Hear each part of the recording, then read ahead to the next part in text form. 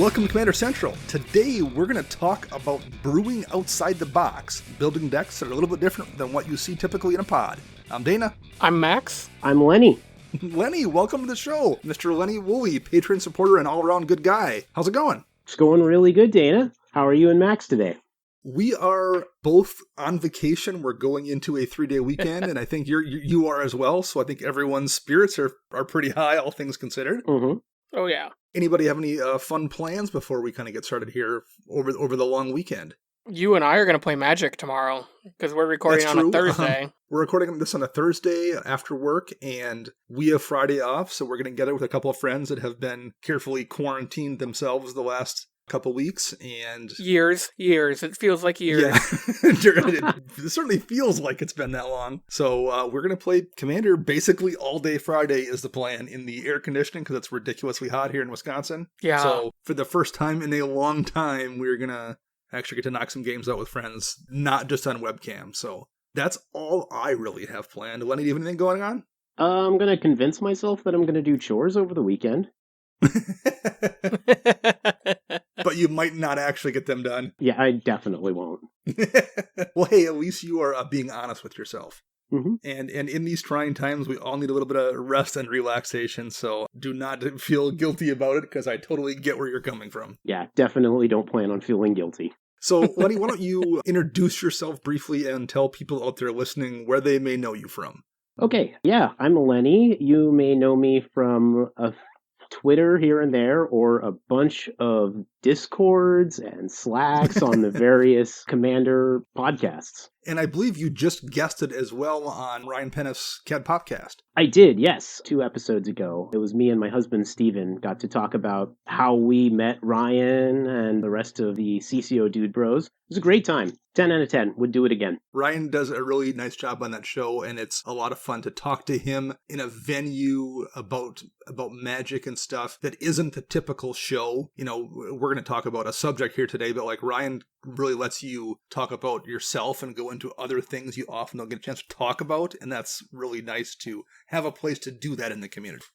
I believe we met you in person with those guys last year in Vegas. 2 years 2019, ago. correct? Well, last year in Vegas, I met you at CCO Penthouse. Yep. Which one? The first one or the second one? The second one. I wasn't even there by the time you guys were dealing with all of that. Ryan was calling me trying to get the instructions. That's right. Well, yeah, so I'll quick explain it to the listeners. We were going to go play some games at the Airbnb that the CCO guys had rented, and we went in the room, and we were actually just starting to play some games, and a group of like 5 women walked in because whoever was managing the operation, there was the same name or a similar sounding name to the 2 different suites, and they gave the keys to us that actually to the penthouse that actually belonged to these ladies. So they walked into this group of nerds playing Magic, trying to figure out what was happening. And we wound up having to then move to the appropriate suite and then play our games. So that made for a very interesting night. Oh, yeah, definitely. I mean, that's Vegas for you, I guess. Yeah, I guess, Right. Yeah. Yeah, I remember a very different experience getting all of the frantic calls and texts from Ryan trying to figure everything out. So that would have been 2019, and I think that was the first time we've actually met face-to-face. Yes. I actually played against Max in 2018 Yep. in the Commander Championship. Oh, really? We were in our first pod of the day together. Oh, I had no idea about that. Yeah. Yeah. And yet you still came back and supported our show, and so he couldn't have been made too bad of an impression. I felt a little bad because I felt like I had no business actually winning that game. It was a good game, though. You were playing Grenzo. Yeah, I was. And I think you played Grenzo also in the penthouse when we played the CCO crew. I think I played against that deck because we played a couple games, I want to say, and I'm fairly certain I saw the Grenzo deck. Oh, yeah. Yeah, I bring that one a lot of places with me. So we'll have to hopefully get some rematches in. Clearly not this year, but next year in person. Hopefully we can make that happen because you're not too off. I mean, you're I believe in California, correct? Yeah, correct. So you actually can get to the Vegas GPs fairly regularly. It's just an 8-hour drive. Yeah, that's much better than it is for us or the boys coming down from Canada. Right. Okay, so If you out there in listener land would like to reminisce about some past games we played or just say hello, how would they do that, Max? You can mainly contact us on Twitter at CMDR Central. You can also message us and comment on Facebook by searching CMDR Central. And you know what? Shoot us an email at cmdrcentral@gmail.com. You can also find us on patreon.com. Yeah, head over to patreon.com/CMDR Central. Check out our reward tiers. And we have a couple of new people to say thank you to. The first being Rumlo Baraldi and then Gregory Kronk. Well, thank you both, our new patron supporters, very much, and the old supporters out there, and anyone who supports us, even if all you're doing is giving us a thumbs up or a like. Any help is really appreciated, and it does mean a lot, both to us personally and professionally, in terms of keeping the lights on and keeping the podcast running and keeping Max mostly clothed. Mostly, yeah. Mostly. And speaking of Patreons, 5 minutes before we started recording, I just got some finished art back for something I think we'll try to announce it next week, Max, because literally I just got the stuff in 5 minutes ago. So hopefully we will have some dates on this thing we've kind of been referencing a couple times on past shows. Hopefully the whole thing will be done and we can preview it next week and announce what it's going to be. So I'm super excited, Max, and you are going to really like seeing your version of this. I can't wait. Yeah, turned out really, really cool. That's all I will say about that because, like I said, I'm like 8 minutes away from having just seen it. So before we jump into this topic here, which was actually one Lenny suggested, since him and I both tend to kind of want to brew weird decks, and I do see that from people sometimes asking about how they can try to find ways to kind of build outside the box and do something different. I wanted to just touch on a tweet I saw from you earlier this week, Lenny, that and I'll read it here quick. It said, "I wish the Commander community debated and discussed how it can create more welcoming spaces for oppressed groups as much as they do hybrid mana." And you could basically substitute hybrid mana in there for fetch lands or whatever other ridiculous thing people are getting up in arms about, while not getting up in arms about things that are much more important. So do we want to talk about that here for a minute? Do you have anything you want to expand on that here briefly? Because I think it's a pretty important point right now. Absolutely, yeah. Well, I guess one of the things that I want to say is that Commander as a format for me is like self-expression, so that this is the format where there's room for self-expression, and it's the format where your opponent's enjoyment is a non-zero factor. You bet. Yeah, it's the social format, and I feel like Commander needs to be on the forefront of creating welcoming spaces in Magic. And the reality is, I don't think we do a great job of that, generally speaking. You know, the last 3 or 4 weeks, we've seen attempts by a lot of content creators to have people of color on shows in places they perhaps didn't before, and that's a good thing to try to do. Part of the problem, though, or one of the things I've noticed, is there's a finite amount of content creators out there to have on your show in the first place that aren't just white dudes. And I think that's the reason why I think people don't get into content creation in the first place, because when they first go to the store to start playing Magic, it perhaps isn't the most welcoming space, and they don't stick around the game long enough to decide to do something in the content creation sphere. Is that something you think you've observed? Definitely. You know, when you see people like in a pod or just at the store, they make a racist or sexist, homophobic joke. That's, for a lot of people, that tells them that this isn't like a space for them. You know, if nobody calls them out on it and everybody laughs, right, you don't feel like you belong in there. And so it's hard to want to invest any amount of time, any amount of money into this thing, no matter how fun it is, if nobody wants you there. My first experience when I came back to Magic, and this was here in town, my first literal experience walking into a game store was, there was a shop downtown it closed shortly thereafter. Maybe that's the reason. And I wanted to go in and buy some singles on a Saturday afternoon for my very first Commander deck I was building. So I walked in and they had binders you could just look through and pull out your singles. So I started doing that. And there's some guys gathered around doing a draft of some sort. And they spent the entire time yelling about the size of the breasts of the female characters they were drafting. Yelling about it in this shop. And of course, it's all white dudes. If you're a woman coming in to buy singles or trying to do anything in that environment, you're not coming back into that store. And there's probably 6 different iterations of that with white guys gathered around in a cluster in some shop somewhere yelling something rude about somebody who isn't a white guy. And if you are somebody who's not a white guy, you're not coming back into that shop to play Magic again. For sure. Yeah, absolutely not. Or if you're a parent bringing a child in, probably aren't letting your kid play Magic. Right. And, I didn't say anything. I'm a stranger. I didn't go back to the shop again. But I didn't know any of those guys. I didn't but I didn't walk over and say anything either. So maybe I should have. Like maybe I'm part of that problem as well because they just assumed I was cool with that. Yeah, that's definitely an issue right there. And I think that's what we have to do as the community is to call people out on that. They say some sort of joke or something like that and just don't let them get away with it. Say, hey, that's not cool. Right. And don't let them just say it's just a joke. Because in my case, I just left. I'm like, well, I'm never going back to that shop again. And then felt like I did enough. I'm just not going to visit that place because of those people there. But that didn't solve anything. I didn't change anyone's behavior or at least attempt to change anyone's behavior. I just didn't go back. So yeah, I think that's 100% correct. The onus is on us to do a better job of fixing the problems when we see them versus just avoiding them, because it's super easy to just avoid them, but trying to fix them is way more difficult. But if you don't try to fix them, nothing is going to get better. Max, have you ran into anything weird like that around here? Not in recent memory. I remember when I was back in middle school, I never probably would have learned to play Magic alone. It definitely is a thing you need to do with people, because as a teenager walking into a card shop with that exact scenario you just described, Dana, happening means I don't want to be there. That makes me feel uncomfortable. So it definitely is something where you got to be aware of your surroundings and realize that people can hear you no matter what you're saying. So, wise up and watch what you say, or just don't say it in those type of settings. Is there anything else, Lenny, you'd like to see the community do a better job of in terms of fixing these kind of things? Whether it's, just dealing with things at a local level or systemic things for content creators?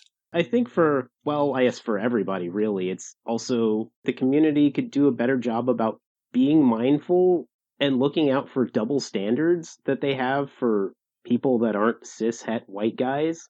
You really see it in the community, I think especially lately, how women streamers are called on things that you would never see a male streamer get called on or a male content creator get called on. Well, we just had the whole thing that came down basically yesterday with Elizabeth Eden getting knocked out of the content creator program for pictures that, didn't get Noah Bradley in trouble 2 weeks ago. Now there's a whole separate issue with Noah Bradley, but he's had no problem selling pictures of himself topless, but it's an issue when she does it. So there's absolutely a perfect example of a double standard right there. Yeah. And it just feels like, I imagine for a lot of content creators that, aren't the cishet white guy, that they have to be perfect all the time and they can't ever screw up. And I mean, it's unimaginable pressure. Oh God, yeah. It would make it hard to want to be a content creator.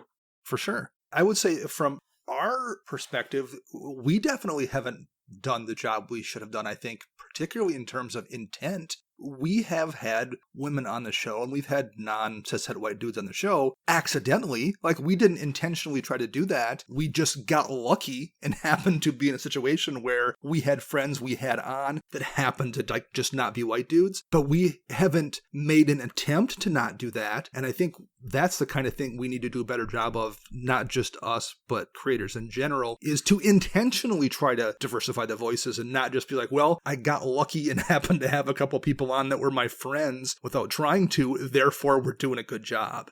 Yeah, absolutely. That helps normalize the idea of these people being in the content creation space and the space of Magic. And that's what we need to do to be a truly welcoming community. Yeah, that's kind of a perfect summary, I think, by normalizing seeing people that are different from you out there in the community. That then becomes a default. And I think that's what we want, is the default to be people that are different, welcome to come play and come guest on shows and show about your LGS and play with you in your stream, versus what it's oftentimes been in the past, where the default tended to just be a bunch of white guys. Yeah, and when you bring a bunch of different people to the conversation, you get a lot of new, cool ideas that you might not have seen before. Yeah, which is good for Magic. That's just good for you as a person, too, I think. Mm-hmm. All right. Okay. thank you very much for talking about this, because this is not, we have not tended to delve into things like this, so we appreciate you coming on to talk about some kind of non-fun stuff a little bit with us. So thanks a lot, Lenny. Well, thank you. I appreciate that. So should we talk about some a little bit more frivolous fun stuff here? Oh, yeah, definitely. Let's get to that. Okay. So one of the things that you mentioned this before too, the thing about Commander is it lets us use deck building and use playing as a form of self-expression, and that's not a thing really, I don't think, in any other format. You can absolutely show up to F&M with your own weird homebrew, but you're probably going to lose, and maybe you'll get lucky if it's a pretty casual F&M environment, but for the most part, Commander is the only place where you can try to build something creative or interesting or weird and still have it be semi-successful. That's a really kind of amazing, unique thing, and it's something that's been very attractive, I think, to both you and I. Is that what got you playing Commander over other Magic formats? Yeah, definitely. When I was younger, I was absolutely the kid showing up to F&M with their homebrew. Okay.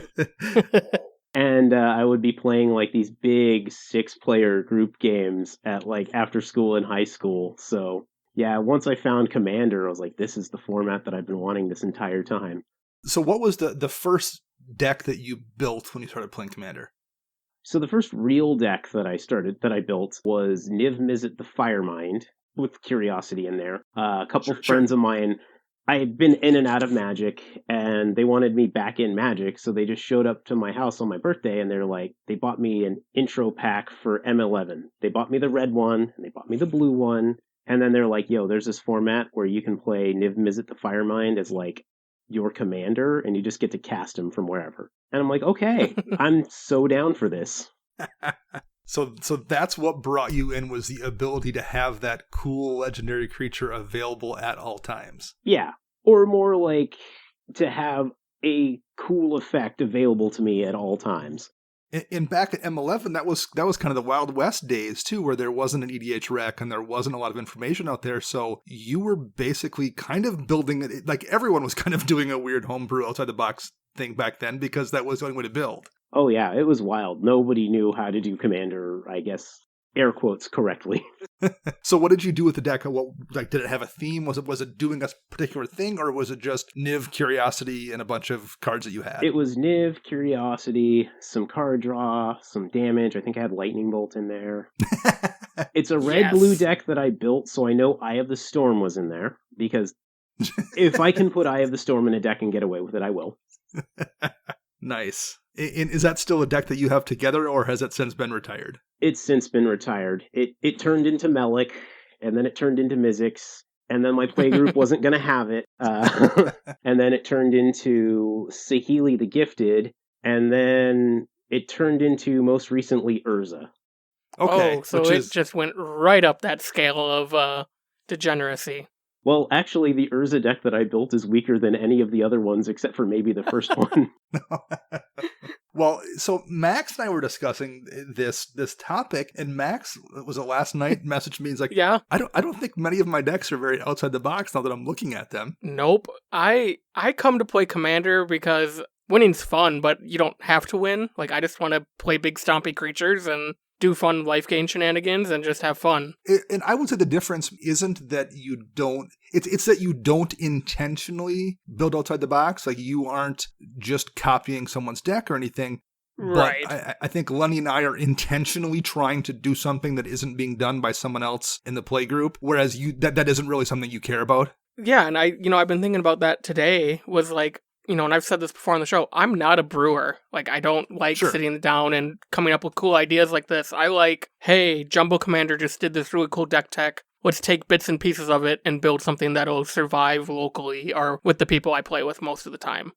And that's one thing I wanted to touch on here before we get much further, too. There's not a right or wrong to do this. We are talking about how to build different decks and how to brew outside the box, but if that's not fun for you, you shouldn't feel like you are doing something wrong if you are just kind of, building off EDH rec, or if you're just, net decking, people frown on that and talk trash about it for whatever reason. But if you don't like to brew and you see a cool deck out there, you shouldn't feel like you can't play it because someone else did it first. That's insane. Right. I mean, there wouldn't be competitive Magic if that was how it worked. Well, right. Or what? Like first come, first serve, somebody else built a deck and you're just like, well, I guess it's off limits now because I don't want to build the deck. And, some decks only really have one true path. That's some ridiculous gatekeeping that we absolutely don't want to get into. So I want to make sure this show doesn't sound like we're saying build outside the box and anything else isn't cool. We're just talking about it because we want to talk about it. If whatever works for you, and that's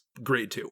I'm glad you said that. Thank you. Because I get that too. Like I've caught myself in the past having that attitude unconsciously where I'm like, what is this? You just copy this deck?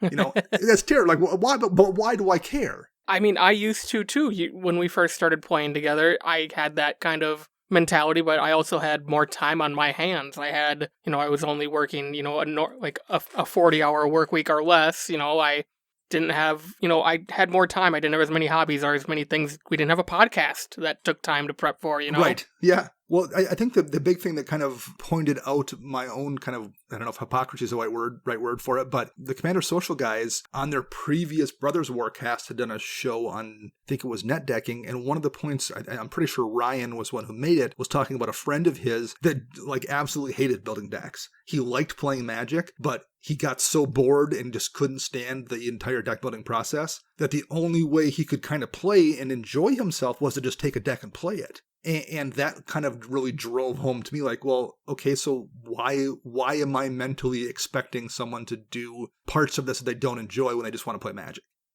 However, if you are someone who does try to build outside the box, let's talk a little bit about how you can go about doing that. When I was taking notes here, there was two things that popped out at me, at least in terms of how I do this. The first one is you start with a concept and then find a commander that enables that, or you can come at it from the other direction. You start with a commander you find interesting, and then try to find a way to make a twist on that that's different from the standard build. So those were the two things, the two ways to kind of begin doing this that kind of popped up to me. Does that make sense to you two? Yeah. Yep. So let's come up with some examples of this where we've done it ourselves. Are there any ones from you guys you'd like to mention where you've started from one of those two beginning points? Yes, actually. I have a Golos Abzan Enchantress deck, actually featured on the Legendary Creature podcast. Shout out to them. And I wanted an Abzan Enchantress deck for quite a long time. And I kind of just let it go because, we never had a commander for it. And then Sure. Commander 2018 came out and they gave us Bant Enchantress, and I was a little salty about that. Yeah. I mean, no shame on the people who love Bant Enchantress. I like it too, but I wanted to use some black cards. And so finally it just hit me. I don't remember where the idea came from, but it occurred to me I have a Serra Sanctum, and Golos can find that for me. And he's colorless, so it doesn't even matter. Like, I don't have to play, like, islands and mountains or red and blue cards. I can just make the deck that I wanted. And so, yeah, I have that. The concept fits, and then I just found a commander for it. Okay, I like that. That makes sense. For me, the recent one that I did for this was I had wanted a Pestilence deck. Way back when I was playing Magic as a young lad, I had played a Pestilence deck in, I can't remember if it was Type 2 at the time it was called, when like Homelands was a thing, because there was Order of Leetbur, which was a creature with pro-black, and there was White Knights were available. So there was, I think, 3 different creatures in white that had protection from black, which in a standard environment gave you 12. And Pestilence was legal, as was Withering Wisps, which is a Pestilence variant. So then I had 8 different ways to get Pestilence in play. Circle Protection Black was also legal. So I had ways to, not take damage from the Pestilence myself. So I had a deck in that standard environment that played Pestilence effects. And in the back of my mind, I've always kind of wanted to try to find a way to do that. And the last, year or so, when I've been looking to brew a new deck, I kept coming back to the fact that I had a bunch of combat-based decks, but I'm not really a combo player either. So I was trying to find a way to do things not in the combat step to make the deck be different than my other decks. And I just kept thinking about that old Pestilence deck of mine. So I then started looking for a commander that would work good with the Pestilence deck, and eventually just came across Athreos Shroudveiled from the most recent Theros set. Atheros is indestructible, so it won't die to my own pestilence effects. I can take the creatures from other people that I actually kill with pestilence, so it made sense. If Atheros is a creature, my pestilence doesn't go away end of turn, because if there's no creatures in play, pestilence goes away. I can still wipe the board and have Atheros survive all of that. So it was a commander that fit the concept I wanted, and I built a deck. So that's the recent example from me. You take your concept that you want, similar to the Abzan Enchantress deck, and just try to find something that fits. And in your case, Lenny, you didn't even go with an Abzan card. You found essentially a 5-color commander that worked for the deck you wanted to build. Yeah. I mean, fetching Serra's Sanctum is so good, and then they gave you Hall of Heliod's Generosity. I mean, that card is so cool. It's actually funny you mentioned Type 2, because I think it was partly an old Type 1 deck of mine I had that was an Enchantress green-white deck, and I had an old discard deck, and that's basically what my Abzan deck is, those two fused together. Okay, so it wasn't like you're just I really want to play Doomwake Giant. Well, I mean, that is part of the fact, too. But no, talking about Abzan Enchantress, so that made sense, because we do have a couple different variants on Orzhov Enchantress. We got the precon 5-ish years ago or so with Daxo, so we do have cards that cared about it, and with the typical, green-white tend to be the strong Enchantress colors, it would make sense to do it in Abzan, but we've never had a commander that did it, specifically intentionally, so you found a way to make it work. That's cool. Yeah, I don't let that stop me. In any other ones worth talking about here with the concept that have been built that are worth throwing out there for examples? I think, Max, you did a Chulainn one kind of recently. I did. So I actually took the concept of companion from Wizards, and I built, I wanted to use Karuga. That's all your permanents have to be CMC 3 or higher or lands. All your spells do, sorry. And so I'm like, well, let me build Chulainn and let me really see how broken this deck is, and let's see if I can make it less broken by just playing big spells. And unfortunately, it's still broken. It's still really broken, but it's a big, fun deck that I'm going to keep together, because it's going to be something I can hand to a new player or a kid and just say, hey, try this. It's just a bunch of fun cards that you get to play, and you're going to draw a bunch of cards. And it seems like a cool deck to just let new players try out. And there's a couple more from you, Lenny. Yeah, I think the one that really comes to mind that fits in this concept is my most recent build, my Zur the Enchanter Gyruda deck. That one is kind of based off of the standard Gyruda deck, where you just keep flipping clones and ETB creatures, and I'm decided to try to do that with Zur, because he can fetch a few very helpful things for that, like Animate Dead and Angelic Renewal, and to just try to mill everybody out. Nice. How long have you had that deck? Awesome. Just since Gyruda's been out? No, it's a little bit after that. I usually take a little bit of time to kind of let things percolate. Really, I actually just built that because I opened 4 Gyrudas in the packs that we opened. I have a personal rule: if I open 4 of a card that's cool, I build a deck around it. Sure, that makes sense. Another one from me that I have built, I think this calendar year as well, was a Timuret the Murder King Infect deck. And similarly, sort of with the concept, I was trying to look to do things outside the combat damage phase. And okay, well, I can use sometimes some creatures have abilities to do direct damage. So if I can give creatures infect like Timuret, I can deal infect damage to people outside the combat step, and that lets me build a deck that's different from something else I had. So I was looking around trying to find a commander that would let me do things outside the combat damage step for infect. And, Timuret is a commander that almost nobody plays. It's like, okay, well, there's multiple ways I can give Timuret infect, Crafted Exoskeleton or Tainted Strike or Phyresis. And then if I sacrifice a handful of creatures, I can direct damage people with Timuret's ability, putting poison counters on them, and I can actually kill people with infect outside that combat damage step. Not as easily as you could in like a Saskia deck or something, but I wanted to do a variant on that nobody else really had. So that's where that Timuret Infect deck came from, was me taking a concept I wanted to do in a way that I didn't frequently see get done, and that was the one I came up with. But one of the things you mentioned when we were talking about this show, Lenny, was it doesn't even have to be a concept. The concept could be a card. Like, I've seen people who build their deck around getting out Sunforger or getting out Valkut, or we've seen some Mazes End decks the last couple years. Golos in particular has enabled that. So there's those strategies as well, where someone's, you've seen people build those decks that are built around just one card. I'm particularly fond of Spy Kit decks. Oh, yeah. Yeah. That's a super cool card. Oh, yeah. That's a really fun kind of way to build, I think, and I like to build that way, but it is really difficult in Commander. I'm not going to lie. You end up kind of putting in more tutors than I like, Sure. and then sometimes it gets removed and it feels bad, but the feel goods on those kind of decks when you're doing your thing, it's really worth it. WotC themselves has even kind of leaned into that a little bit the last few years. Like the first Commander decks we got tended to be very broad in terms of theme, but the last couple of years have been way more focused, like this is a cycling deck, or this is a madness deck, or this is a mutate deck, where they're very much focused on some kind of specific concept, and it gets kind of difficult to build outside the box when the concept is literally in a box. But they're doing it too. Like WotC's looking for decks that are thematic and focused and different as well.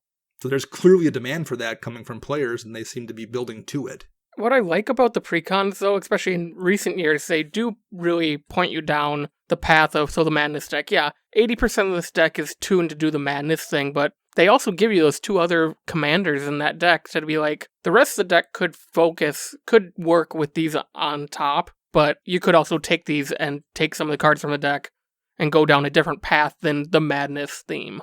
Right. Whereas early on, we'd get like Mimeoplasm in a deck along with, I don't even remember, Rithio or the Vorash the Hunter and... Yep. Damia came in that one. Damia, just none of which have anything to do with one another at all. At least Mimeoplasm has kind of a graveyard theme, so it has a plan, but like those are very, very disparate commanders who had nothing in common with one another, and those were wildly strange decks. They've definitely focused way in on a concept at least, which is cool. So how about coming at it from the other direction where you start with a commander that you want to build around? Are there any examples of that you guys have built that's an outside the box deck as well, where you've like taken this commander, I like it, how can I find a weird thing to do with it? I've got a couple, actually. Okay. So I don't know if this fits in the concept part, but I was challenged by a friend of mine. He wasn't really challenging. He just basically put something out there, and I just glommed onto it. Of doing like a sort of North Wars thing where like you make a busted commander and you make no mythics and no card over 25 cents. And I've been fascinated with Ursa. Like the card is so broken, and I've been really into like trying to make it fun. And so I took a crack at that with an Ursa deck. So that Saheeli deck that turned into an Ursa deck I mentioned is an Ursa deck where none of my cards are worth more than 25 cents, and I don't have any rares or mythics. Okay. You really don't. Oh my gosh. But it works. This is awesome. So in that case, you're coupling this. That's kind of a combination. You like the Ursa and want to build a deck around him, and then you also had a concept that you baked into it. Yeah. How about you, Max? What do you have here? Well, I know I have Jamocha for my flying tribal deck. I really liked Dragon Lord Jamocha when she was previewed way back in Dragons of Tarkir. That sounds right. 14 years ago that was now. Yeah, if not more. And I had like a mono green stompy deck at the time, and it had an issue with flying creatures. I'm like, well, let's just build flying tribal in green-white, because you get a bunch of cool angels, and you had some really expensive dragons from those sets back in the cons block, but it's just evolved to just every creature has flying, and that's it. Like, it's hard to make cuts in that deck, because there's not many times you get a good angel that can replace Baneslayer. Sure. Well, I specifically recall that Jamocha came out and you're like, this is I remember us talking about, oh, that's a really cool commander. I don't know what I would do with it. And you're like, maybe I'll just run a bunch of flyers. And you showed up with it pretty quickly, like the next week or the week after, and shuffled out the deck. And I think you had a Baneslayer in it quickly. And there was a Archangel Athun, I think, in it, which so the core set was right around that time. Yep. And I remember you just thumped me with it. Because you rammed out Jamocha quick and then dropped the Baneslayer and dropped like Archangel Athun, and we're just like doming people for, 25 a turn with these flyers. And everyone else, just for whatever reason in that game, no one had flying blockers out. And you're like, I remember thinking, do I need to start putting a hurricane in a deck to deal with this? Brando would say yes. That bad, but I thought about it. I was thinking that I'm like, man, if he's just going to be throwing 6/6 flyers at me all game long in like Baneslayer that has like 9 abilities in the card, I'm like, this is going to be a lot to deal with. Yeah. I also have credit to our awesome patron supporters, and mainly Rafael Garcia building me that Grumgully's Humans deck for Max's first deck of 2020, which is currently hibernating because that's only to be played at Magic Fest when they come back to us. Oh, sure. But that's all humans making non-humans, so Grumgully benefits the tokens and not the actual creature cards I'm casting. And I remember you liking that, talking about just liking Grumgully in general, too. So, like, yes. that I remember that tickled you, seeing a weird way to make a commander that you thought was cool work. Yes. The one that jumps out at me is my Veil of the Nightclad deck was one that I had kind of danced around for a while trying to figure out how to make a Veil deck work, because I liked the art. Like, that was the main reason I wanted to build Vela, is I thought the card looked really, really cool. And at one point, I think I tried Infect with it, which I think you did too, Max. I did as well at one point way ago. Back in the day. And I'm like, well, do I, then I was like looking at the Intimidate portion, like, do I try Eldrazi because they're colorless? But I don't want to play, no one wants to play Eldrazi. Chris does, I guess, but like, I didn't want to play Eldrazi. So I'm like, well, how about artifact creatures? And then it turned into the deck that I have today. But the genesis of that deck was, I thought the card looked really, really cool and had really neat art. And I didn't have a Dimir deck either. So over the course of multiple years, I kept like coming back to the commander and staring at it going, what could I do? How could I build this into a deck? And eventually just figured something out. But yeah, that was exactly an example of the commander being the thing that inspired me.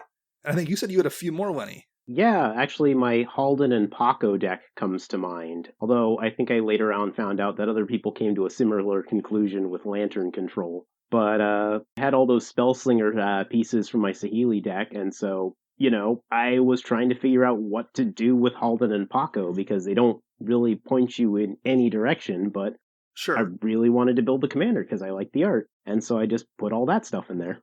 And I do love that deck. I just don't get to play it very much in the area of VEDH. Oh, sure, because that becomes a kind of a challenging thing to do when you're trying to play on webcams. Yeah, that makes sense. Yeah, challenging for other players, overwhelming advantage for me. Sure, right. How about any other ones? Let's see. Well, there's my Grenzo deck that I definitely saw the commander and was just like, I have to build this. This bottom deck thing is so cool. And so I have that. I've had that deck for 6 years now. Yeah, 6 years now. So wow. Yeah. So it's made many changes, and now it's kind of in an outside of the box mode where it has no instance sorceries or enchantments. Oh wow. Yeah. So you took the commander and then have now since tweaked the theme to be a outside the box thing around that commander. Yeah. So how about if somebody out there has a deck that they like, but they would like to kind of weird it out a little bit? Have you guys ever had to do that before or done that before, where you've played this deck like, I like it, but I wanted to do something different because of whatever reason? Like there's a bunch of people in your meta that have the same deck, or you don't like something about the playstyle, whatever it is. Have you guys ever had to kind of de-evolve a deck to make it into an outside-the-box deck when it didn't start there? I guess I did kind of do that with my Grenzo deck. I did it with my Mizzix deck because my playgroup hated it. Sure. Yeah, those are definitely the two that come to mind. I guess I haven't, made a deck, wacky just because I wanted to keep the deck. It usually ends up, I retire the deck, because, I had a Marin deck back in the day, and it just became the typical Marin deck, and it got repetitive and boring to play, so I just ripped the deck apart versus, well, what if I do Marin Relentless Rats? Or what if I do Marin Elves or something like that, I just ripped it apart and built something completely different. Well, we were just having this conversation, though, Max, because we had looked at that Azra Fight Fixer card from Jumpstart. And you thought it would be a little bit too close to your Regna and Krav deck. So then you were trying to figure out how to make Regna and Krav a little bit weird and weirder than it currently is, at least. So it wouldn't have so much overlap. So you would be okay with then making the Fight Fixer deck. That's true. What I came to realize is if I take the token aspect out of Regna and Krav to put into Kells, then I kind of have to take Regna and Krav in the route of a life gain deck and then just use Aetherflux Reservoir. Not that I'm already doing that, but my main goal in Regna and Krav is to use Krav for Voltron. Because again, I just like big stompy magic. That's kind of my thing. And while doing that, I was finding cards on Scryfall, writing them down on the notebook. I had Jamocha open. It's well, here's 4 cards I already run in Jamocha, and already have a deck where I try to get my life total up really high. I just don't use the tools like Aetherflux Reservoir or Blood Bond or any big life switching tools like I would in an Orzhov deck in that Jamocha deck. And I just became like, well, now I just have 2 life gain decks, and both of them really are just based on combat damage, where at least Regna and Krav, I can Aetherflux someone out, I can Blood Bond, I know that's terrible, people, I know, but it's fun to do. So I ended up being like, you know what, Kels might not happen anytime soon for me, at least. Sure. No, I get that. Because that gets tricky to do. For me, the problem I've had in the past when I've had a deck and I'm like, this is really similar to whatever, and I've tried to change it, the first thing you can do is you can pull out the really common cards for that deck, but then the problem is you're just running a bad version of that deck, or a worse version of it at least, than the version that somebody else is running that you don't want to copy. And then for me, that's equally frustrating. Like, I don't want the deck to be bad intentionally. I want it to be different. So, okay, then you can do something really outside the box. Like if you're playing a Muldrotha deck, you could do Muldrotha equipment, but I'm not sure there's any synergy there either. So I don't think that's fun. I think the thing you want to do is build that deck that's different, at least for me, but is also effective. Like, that's what feels good when you find that weird thing and find a way to make it really, really good. So that's where things get tricky, I think, with an existing deck. Not saying it can't be done, but there's a lot of hoops you kind of have to jump through to turn that deck into something different without, at least for me, feeling like I've just made it, all I've done is made a worse deck. I would say that it helps to change your mind about how you look at it, and not worse, but different. Sure. I mean, I love playing bad cards. I should have said that at the top of the show or before you guys invited me on. But, I think you can take some normal, like, the cards that are best in slot, I think they tend to be really efficient. But there's a lot of fun and a lot of play to be had in finding other cards that, like, give you additional utility that you wouldn't otherwise get because you want the most mana efficient thing. Right. Like, I know a card for me that's like a personal favorite is Pirate's Pillage, an uncommon from sorcery from Rivals of Ixalan. It's like 3 and a red. You discard as an additional cost, and you draw 2 cards, and you create 2 treasure tokens. And you'd say it's less efficient than Thrill of Possibility, but sometimes maybe taking turn 4 off to bank a little extra mana for the next turn would be something your deck would be interested in. Sure. Or if your deck cares about those treasure tokens or something. Like, we have a friend of ours who we're actually playing with tomorrow who has a treasure and clue deck. So he's running every single thing that makes him treasures or clues are in that deck, including that card. Yeah, absolutely. I know I like to run a Beanstalk Giant in my Grothama deck over like a Cultivator Kodama's Reach. Just because, you get that extra utility of, hey, when I hit 7 mana, I can get a big creature. Well, in some of it, too, is in my case, my own weird brain. Because, like, I have a Talran deck that I built really, really early on in my Commander career, and I actually built it as kind of a troll deck. We had a guy in our shop who was a jerk to everybody, and he played a mono red deck. He had a mono red deck, and he hated blue and would constantly complain about blue.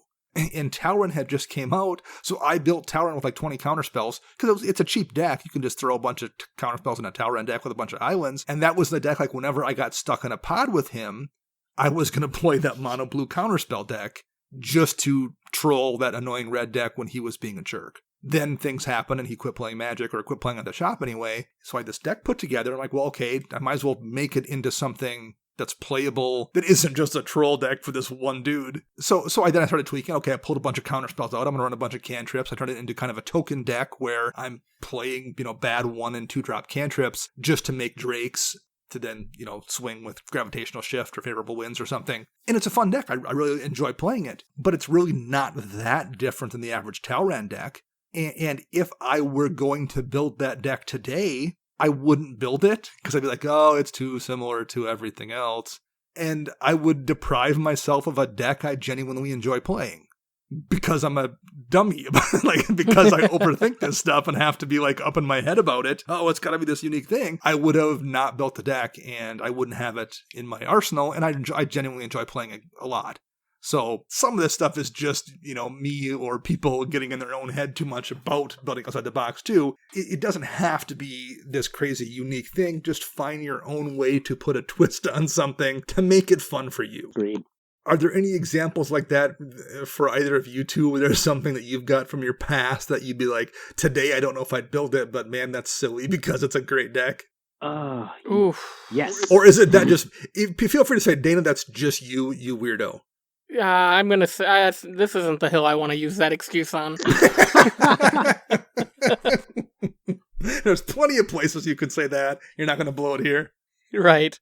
Right. I think it just comes down again to me where my decks are really black or white. If I don't like playing it because I built it to troll a certain person or just it gets boring over time, I rip the deck apart. I don't go in there and analyze and be like, well, let's think outside the box. But again, that comes back to me not being a brewer. I would rather just turn and burn it and move on to a new deck. Well, that's definitely something I can tell pretty quickly if I'm going to like a deck or not when I build a new one and start getting reps with it. It's very obvious to me, not so much whether or not it's going to be good, but whether or not I'm going to enjoy it and it's worth tinkering with further. And it sounds like the same case is true for you, Max. Is that how you feel, Lenny? Can you tell right away or does it take you a while? I actually have a system. I've often said this on Discord, Slacks and stuff, that my decks have to earn their advanced land base.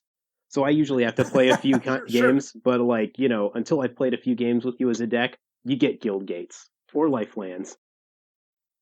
There you go. You have to work your way up to the good lands. Yeah, you have to work your way into duels and shocks. That's interesting. I have a friend I used to years ago play a lot of like PlayStation sports games with, and when a player in the game would like strike out in a baseball game or something, he would bench players to teach them a lesson to like motivate them. And so that's kind of the same thing. Your deck has to earn its place to get the land base. My friend would respect that completely when he would bench players for not living up to their potential in a video game. Saves you a lot of money too. Sure, you bet. Spend $300 on a land base and I don't like the deck. Mm-hmm. No, yeah, for sure. So any final thoughts on this from either of you two? I would say, at the end of the day, what matters most is that you're doing what you love. For sure. So, if you're, like we said earlier, if you're not a big brewer, it's okay. You don't have to. Find a cool deck online and play it. But, sometimes it's also really fun to try to brew outside of the box. It's really fun to, catch people with cards that they've never heard of. That's a lot of the joy of Commander for me, honestly. I 100% agree with Lenny. Do what you want to do. Obviously, it's working for you. I mean, try to expand your interests. I try to brew a deck once a year, but again, I just love playing Magic, so I'd rather be handed a deck and say, hey, go play this. This is what it wants to do, and I'll figure it out. Yeah, I will agree with all of that. Find your own way, do what's fun for you. However, if you are not somebody who traditionally looks to brew a weird thing, it can be very rewarding. At least it is to me, to sit down at a table with people who have never seen a deck before and flip over that commander that they don't frequently see, and then have the deck fire off in a weird way that they didn't anticipate it was going to play. That to me is a very satisfying, very fun experience. And if you have a little bit of time and you are someone who likes to brew and you don't traditionally do that, I would suggest giving it a try. Maybe you'll find it's the kind of thing you enjoy doing as well. Lenny, thank you very much for joining us on this show. We really appreciate it. Thank you very much for having me. It was a lot of fun. And you have been a patron supporter over the years, so you have supported this show, and part of the reason we are able to have put out 211 shows so far is because of people like yourself. So we often thank our patrons, but we're going to thank you here personally because you're here. Thanks a lot for supporting us. It is a big deal, and we appreciate it. It was my pleasure. Thanks, Lenny. Why don't you tell everyone where they can find you online if they want to say hey? All right. You can find me at Lenny Wooley on Twitter. That's at LENNYWOOLEY. Shoot me a follow. Shoot me a message. If you're on the CMDR Central Slack, my presence there is definitely one of the perks. Absolutely. I'll put that on the Patreon page going forward. And you should go check out Lenny's episode a couple weeks back on CAD Popcast as well. Ryan Pinniff of CCO's sideshow. That was a really good listen as well, with his husband talking about playing Commander or playing Magic with a partner. Oh yeah, if you think I'm great alone, wait till you see me with my husband. The one thing I remember from Vegas, I believe your husband had a super cool dice bag he had made. Was that correct? Am I remembering that correctly? Oh yes, the Shenron Dragon Ball Z dice bag. Yeah. Yeah. That was really, really sweet. Well, thank you. That one is mine. So tell him I said that. I'll pass that on. I'll make him listen to the episode. All right. Well, thanks a lot, Lenny. That's going to wrap up show 211. I'm Dana. You can find me on the Twitter birds at Dana Roach. You can find Max at CMDRCentral_Max, and you can find Chris at WiseSquishy1, and hopefully you'll be finding him here in the very near future as well. Our podcast is edited by Rafael Garcia. You can find him on the Twitter birds at Ursa Bearwalker. And our podcast theme is Retro Future Dirty by Kevin MacLeod, licensed via Creative Commons. We will be back next week with another show. Until then, I am Dana. I'm Max. I'm Lenny.